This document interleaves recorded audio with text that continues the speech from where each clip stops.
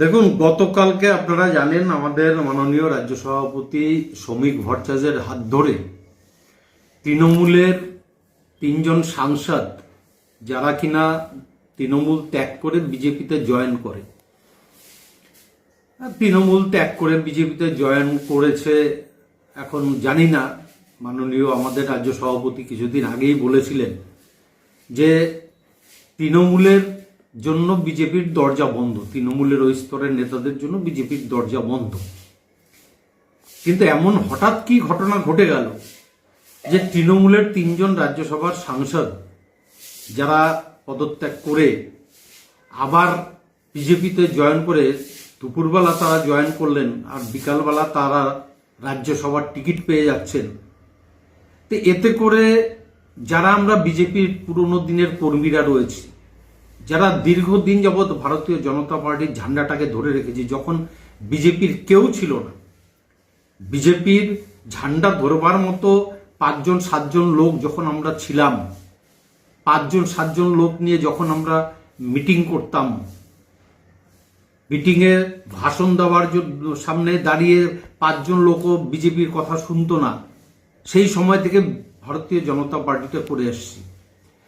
কিন্তু আজকে আমাদের দুঃখ হচ্ছে এই কারণে যে সমস্ত কার্যকর্তারা আজকে এত তৃণমূলের অত্যাচার, সিপিএম এর অত্যাচার সহ্য করেছে, তৃণমূলের সিপিএম এর মার খেয়েছে, তাদের বাড়িঘর ভাঙচুর হয়েছে, তাদের বিরুদ্ধে মিথ্যা মামলা দেওয়া হয়েছে, এখনো পর্যন্ত জেলখানায়, এই কয়েকদিন আগে আমি গিয়েছিলাম, আজ থেকে 4-5 দিন আগে, আমাদের এক কার্যকর্তা 15 মাস যাবৎ জেলখানায় বন্দী হয়ে আছে।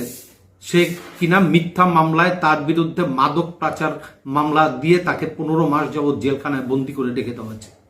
এই ধরনের যারা কার্যকর্তা, আজকে তাদের আবেগটাকে চিন্তা করার দরকার ছিল।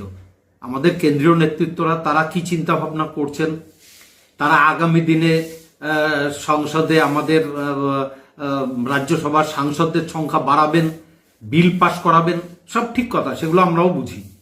কিন্তু তাই বলে তৃণমূলের লোকদেরকে নিয়ে রাজ্যসভার সাংসদ করতে হবে? কারণ বিজেপির মধ্যে কি ভালো যোগ্য ব্যক্তি কোনো কেউ ছিল না? বিজেপির মধ্যে শিক্ষিত মানুষ কেউ ছিল না? বিজেপির মধ্যে আদর্শবান নেতৃত্ব কেউ ছিল না যাদেরকে রাজ্যসভার সাংসদ করা যেতে পারত?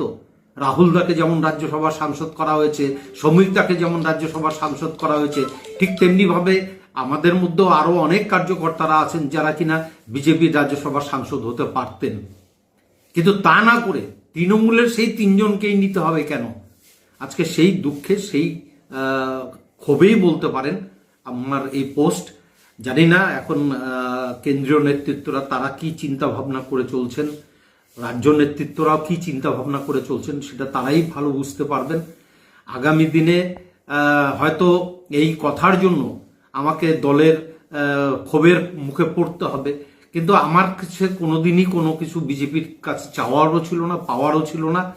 আমার এবারের যে এমএলএ টিকিট কেটে দেওয়া হয়েছে, রানিং এমএলএ থাকা সত্ত্বেও এমএলএ টিকিট কেটে দেওয়া হয়েছে, তাও আমি কোনোদিন কোনো প্রতিবাদ করিনি। মুখ বুজে হেসে আমি আমার দলের প্রার্থীকে জেতাবার জন্য লড়াই করে গেছি, কিন্তু আজকের এই দিনটা দেখবার জন্য নয়।